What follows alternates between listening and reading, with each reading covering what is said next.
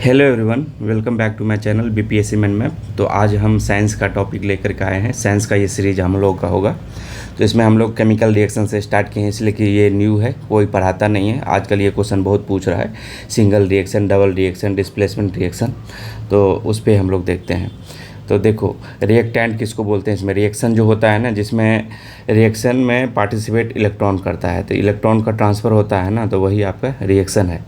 तो जो रिएक्टेंट और प्रोडक्ट इसमें होता है, तो देखो इस साइड जब रिएक्शन होता है, देखो जब रिएक्शन होता है यहाँ पर देखो H2 प्लस O2 प्लस, ये रिएक्शन करके 2H2O मतलब बनाता है प्रोडक्ट। तो रिएक्टेंट उसको बोलते हैं जो पार्टिसिपेट करता है रिएक्शन में। अब फाइनल जो प्रोडक्ट बनता है उसको प्रोडक्ट बोलते हैं। तो रिएक्टेंट समझ गए और प्रोडक्ट समझ गए। अब हम देखते हैं जैसे वाटर से हम लोग स्टीम बनता है, तो ये रिएक्शन नहीं है। क्यों? तो इसमें जो है ना, इसका केवल स्टेट चेंज हो रहा है। वो वाटर से स्टीम बन रहा है, स्टीम से फिर आप वाटर बना सकते हैं। लेकिन इसमें कोई नया प्रोडक्ट नहीं बन रहा है और कोई स्टेट भी चेंज में नहीं हो रहा है। केवल इसका जो है ना, वाटर से स्टीम हो गया है, तो इसमें केवल स्टेट चेंज है। देख रहे हो, वाटर से स्टीम हो गया है, लेकिन इसमें कोई नया प्रोडक्ट नहीं बन रहा है। तो हम देखते हैं कि केमिकल रिएक्शन का प्रॉपर्टीज़ क्या क्या है। तो इसमें पहला है change of the physical state, मतलब फिजिकल स्टेट चेंज होना चाहिए। उसके बाद चेंज इन कलर भी चेंज होना चाहिए। Change in the order, smell भी चेंज होना चाहिए। और इवोल्यूशन ऑफ गैस का भी निकलना चाहिए। चेंज इन द टेम्परेचर में भी बदलाव आना चाहिए। Origin of light and sound, प्रकाश का ध्वनि भी उत्पन्न होना चाहिए। फॉर्मेशन ऑफ प्रेसिपिटेट, आपका प्रेसिपिटेट भी बनना चाहिए। मतलब प्रेसिपिटेट क्या है? Solid insoluble in the solution, जो सॉल्यूशन में वो इंसोल्यूबल होता है। अब हम देखते हैं टाइप ऑफ केमिकल रिएक्शन, जो आजकल बहुत ही क्वेश्चन पूछ रहा है। टाइप ऑफ केमिकल रिएक्शन, तो एक होता है कॉम्बिनेशन रिएक्शन, दूसरा होता है सिंथेसिस रिएक्शन। जब दो या दो से ज़्यादा रिएक्टेंट मिलकर एक प्रोडक्ट बना ले, उसी को हम लोग क्या बोलते हैं? कॉम्बिनेशन, कंबाइंड कर गया। तो इसमें क्या क्या पॉसिबिलिटी हो सकता है? एक होता है कि दो एलिमेंट मिलकर बन जाए, उसके बाद दो कंपाउंड मिलकर बन जाए, या फिर एलिमेंट और कंपाउंड मिलकर बन जाए। तो जैसे देखो, दो एलिमेंट है, इसमें कॉपर है, ऑक्सीजन है, मिलकर CO2 बना दिया है। दो कंपाउंड में देख लो, कंपाउंड किसको बोलते हैं? जिसमें दो या दो से अधिक एलिमेंट हो, ठीक है। तो इसमें देखो NH3 मिलके HCl मिलके NH4Cl बना लिया। इसमें 2CO2 प्लस O2 मिलकर CO2 बना लिया। तो ये एग्जाम्पल है, देख रहे हो। हाइड्रोजन नाइट्रोजन मिलके अमोनिया बना लिया। MgO प्लस CO2 मिलके MgCO3 बना लिया। CO2 प्लस O2 बना CO2 बना लिया। NaCl2 मिलके NaCl बना लिया। तो ये आपका सिंथेसिस या कॉम्बिनेशन रिएक्शन, मतलब उसमें कंबाइन करेगा। अब हम देखते हैं डिकम्पोजिशन रिएक्शन। डिकम्पोजिशन रिएक्शन क्या हो? जब एक रिएक्टेंट से ज़्यादा प्रोडक्ट बना ले, मतलब डिकम्पोज कर रहा है, टूट के ज़्यादा बन रहा है, ठीक है। तो इसमें जैसे एक होता है थर्मल से, तो थर्मल डिकम्पोजिशन, हीट करेंगे तो वो टूटेगा।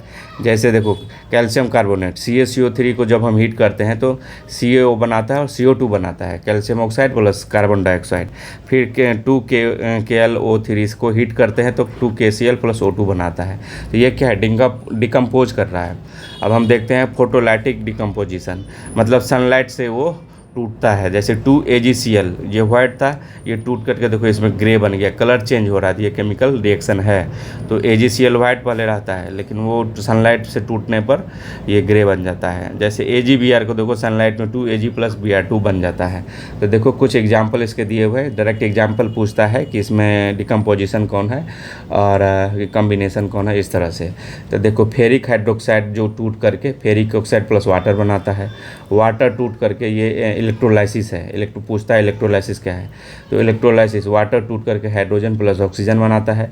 AgBr, सिल्वर ब्रोमाइड जो है, HB मतलब सनलाइट के जो पड़ता है तो उसमें सिल्वर और ब्रोमाइड बना लेता है। कार्बोनिक एसिड H2CO3 जो है, कार्बन डाइऑक्साइड वाटर में टूट जाता है। तो ये डिकम्पोजिशन रिएक्शन है। तो याद रखेंगे, फेरिक ऑक्साइड वाटर हो गया, सिल्वर ब्रोमाइड हो गया, कार्बोनिक एसिड हो गया। और देखो एक है इलेक्ट्रोलाइटिक डिकम्पोजिशन, ये पूछता है। तो ये वाटर का मॉलिक्यूल से जब हम इलेक्ट्रिसिटी पास कराते हैं तो वाटर प्लस O2 में ये टूट जाता है। तो यही है इलेक्ट्रोलाइसिस डिकम्पोजिशन। अब हम देखते हैं डिस्प्लेसमेंट रिएक्शन, जिसमें डिस्प्लेस कर दे। इसमें होता है क्या ना, रिएक्टिविटी सीरीज हम लोग देखे थे। इसमें मोर रिएक्टिव एलिमेंट जो है लेस रिएक्टिव एलिमेंट को डिस्प्लेस कर देता है। रिएक्टिविटी ज़्यादा है उसका तो लेस वाले को कर देता है। तो एक एग्जाम्पल देखते हैं। देखो फेरस को और कॉपर ऑक्साइड CuSO4 है, कॉपर सल्फेट, ये फेरस सल्फेट और कॉपर बना जाता है। यहाँ पर देखो कॉपर जो है, कॉपर फेरस का ज़्यादा रिएक्टिविटी होता है कॉपर से, तो कॉपर को डिस्प्लेस कर देता है और बना लेता है FeSO4 प्लस कॉपर। तो ये है। उसके बाद हम देखते हैं सिंगल डिस्प्लेसमेंट रिएक्शन। इसमें क्या होता है ना, डबल डिस्प्लेसमेंट में क्या होता है कि दो कंपाउंड एक्सचेंज करके आयन और प्रोडक्ट, तो 2 न्यू प्रोडक्ट बनाता है। जैसे देखो AgNO3, उसमें सिंगल था, एक ही सिंगल डिस्प्लेसमेंट क्या है, एक ही का डिस्प्लेसमेंट होगा, दूसरा अपने आप वो बन जाएगा। इसमें होता है दोनों का नया, जैसे AgNO3 HCl। तो देखो यहाँ Ag का रिएक्टिविटी कम होता है, तो HCl इसको हटा के HNO3 बना लिया, और फिर Ag जो है Cl के साथ बन गया, तो AgCl हो गया। तो देखो डबल डिस्प्लेसमेंट रिएक्शन का एग्जांपल है पोटासियम ब्रोमाइड जो मिल करके सिल्वर नाइट्राइड KBr AgCl मिल के देखो ये एक्सचेंज हो गया, तो double displacement. Na2SO4 SrCl2 strontium chloride मिलकर 2NaCl SrCO4, HCl plus NOH मिलकर देखो NaCl और H2O बना दिया है, देखो NaCl H2O बन गया। अब देखो NaCl ये Cl से बच गया, ये H2S बन गया, हाइड्रोजन सल्फाइड। H2S4 का स्मेल बहुत ख़राब होता है, वो क्यों, वो अंडा के स्मेल की तरह स्मेल करता है, एक रोटेन एग की तरह, ठीक है। तो ये पूछता है H2S का, तो ये हो गया। अब हम देखते हैं रीअरेंजमेंट रिएक्शन। मतलब ये रिएक्शन जो होता है ना आइसोमर में होता है। आइसोमर किसको बोलते हैं, जिसका केमिकल फार्मूला सेम होता है लेकिन स्ट्रक्चर डिफरेंट होता है, मतलब उसको डिफरेंट तरह से सजाया रहता है लेकिन और सब कुछ सेम ही होता है। जैसे देखो यहाँ पर HFF लिखा हुआ है ना, तो 2 F इधर होगा और 2 H, इसको 1 F इधर हो गया, मतलब वो केवल स्ट्रक्चर आपका डिफरेंट होगा, बाकी फार्मूला सेम ही होगा। तो देखते हैं हम, जैसे अमोनियम साइनेट है, अमोनियम साइनेट को जब हम हीट करते हैं तो ये यूरिया बना लेता है।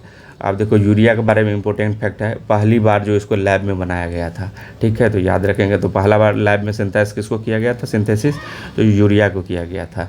हम लोग यूरिया ही हम लोग पेशाब करते हैं, उसका रंग पीला होता है, उसका रीजन क्या होता है, यूरिन में, यूरिन का कलर पीला, तो उसमें आपको यही अमोनिया होता है यूरिया के कारण। तो इसको क्या बोलते हैं, सॉरी याद नहीं आ रहा है, यूरोक्रोम होता है, ठीक है, याद रखेंगे। अब रिवर्सल रिएक्शन देखते हैं। रिवर्सिबल रिएक्शन क्या है, रिएक्टेंट से प्रोडक्ट बने, फिर प्रोडक्ट से रिएक्टेंट हम बना सकते हैं। जैसे लाफिंग गैस जो बनता है नाइट्रोजन ऑक्सीजन मिल के, तो 2NO बनाता है, फिर उसको आप 2NO से N2 अलग अलग बना सकते हैं, मतलब दोनों साइड बन, रिएक्टेंट से प्रोडक्ट से रिएक्टेंट। तो ऐसे H2 + I2 2H है, हाइड्रोजन आयोडाइड नाइट्रस ऑक्साइड, फिर अमोनिया का भी वही, अमोनिया भी क्या है, रिवर्सिबल रिएक्शन है। उसके बाद ये कैल्शियम कार्बोनेट, ये भी क्या है, रिवर्सिबल रिएक्शन है। अब इरिवर्सिबल रिएक्शन कहते हैं जहाँ रिएक्टेंट से प्रोडक्ट बने लेकिन इसके वापस नहीं बने, जैसे CO से C + O2 से CO2 बनेगा, लेकिन इसका रिवर्स CO2 से CO2 नहीं बन सकता है, ये इरिवर्सिबल रिएक्शन। तो ये देखो इरिवर्सिबल रिएक्शन के कुछ एग्जांपल है, Na + H2O का, HCl + H2O का, Mg + O2 का, Cl2 + OH- का। तो ये है। अब हम देखते हैं फोटोकेमिकल रिएक्शन, जो सनलाइट की प्रेजेंस में होता है। सनलाइट के प्रेजेंस में फोटोसिंथेसिस भी होता है। तो वही देखो CO2 + H2O, सनलाइट क्लोरोफिल में कौन सा एलिमेंट होता है, Mg होता है, ठीक है। तो C6H12O6 + H2O + O2 बनाता है। अब एक्जोथर्मिक रिएक्शन बोलते हैं, एक्जोथर्मिक जो रिएक्शन में हीट रिलीज करे, एक्जो मतलब एग्जिट, तो एग्जिट हीट रिलीज करता है, जैसे C6H12O6 + O2, तो CO2 + H2 + energy heat release करता है, ये एक्जोथर्मिक होता है। आप देखते हैं इंडोथर्मिक में जो रिएक्शन हीट एब्जॉर्ब करता है, जैसे CaCO3 को हीट करते हैं, हीट एब्जॉर्ब करता है, तो CaO + CO2 बनाता है। तो ये आपका एक्जोथर्मिक। अब हम देखते हैं ऑक्सीडेशन क्या होता है, एडिशन ऑफ ऑक्सीजन जिसमें जुड़ जाता है वो ऑक्सीडेशन कहलाता है, और जो ये करता है तो वो रिड्यूसिंग एजेंट होता है, उसका उल्टा होता है। ऑक्सीडेशन तो रिड्यूसिंग एजेंट, रिडक्शन तो oxidising agent, removal of oxygen. और बाकी एलिमेंट जो होता है ना, जैसे एडिशन होगा तो वो रिमूवल होगा, तो एडिशन ऑफ ऑक्सीजन तो रिमूवल ऑफ हाइड्रोजन और मेटल, ऐसे रिमूवल ऑफ ऑक्सीजन तो addition of hydrogen and metal reduction में। तो substance which undergo oxidation is called reducing agent, वही बोले थे जो उल्टा होता है। वैसे ही substance which undergo reduction is non oxidising agent. तो ये है, जैसे एक एग्जांपल देखो, CuO + H2 बनाता है Cu + H2O। यहाँ देखो CuO जो है, इससे ऑक्सीजन रिलीज हो गया और क्या बन गया, CO2, तो ये क्या हुआ, रिडक्शन हुआ। तो SiO क्या है, ऑक्सीडाइजिंग एजेंट है। ऐसे देखो H2 में O जुट गया है, तो ये क्या हो गया, एडिशन। तो ऑक्सीडेशन हुआ तो H2 क्या है, रिड्यूसिंग एजेंट, वही मैंने यहाँ लिखा है। ठीक है, अब देखो जिस केमिकल रिएक्शन में ऑक्सीडेशन रिएक्शन दोनों हो उसे रेडॉक्स रिएक्शन बोलते हैं। ठीक है, तो फोटोसिंथेसिस क्या है, फोटोसिंथेसिस जो है रेडॉक्स रिएक्शन है। ठीक है, आप बताएंगे कि कौन से लाइट में फोटोसिंथेसिस सबसे ज़्यादा होता है। ठीक है, कमेंट में आप लोग कमेंट करेंगे। अब देखो एक होता है RNCDT, मतलब पैकेज फूड में जो है ऑयल और फैट होता है। ठीक है, उसमें कुछ दिनों बाद जो है स्मेल आने लगता है, वही RNCDT कहलाते हैं। जैसे बटर में क्या होता है, ब्यूटरिक एसिड, उसके कारण RNCDT होता है, ब्यूटरिक एसिड होता है बटर में। ठीक है, अब हम देखते हैं रीजन फॉर RNCDT, वो तो एरियल ऑक्सीडेशन, मतलब एयर से ऑक्सीडेशन के कारण जो है ना वो गंद करने लगता है। इसके प्रिवेंशन के लिए हम लोग क्या करते हैं, एयर टाइट पैकेट बनाते हैं। जैसे हम लोग चिप्स खाते हैं, चिप्स में देखना वो फूला हुआ रहता है, इसमें हम क्या भरते हैं, तो चिप्स में nitrogen gas air tight fill कर देते हैं। तो नाइट्रोजन जो फिल करते हैं, क्यों करते हैं नाइट्रोजन, तो नाइट्रोजन में ट्रिपल बॉन्ड होता है, ऑक्सीजन आसानी से उसको ब्रेक नहीं कर पाता है।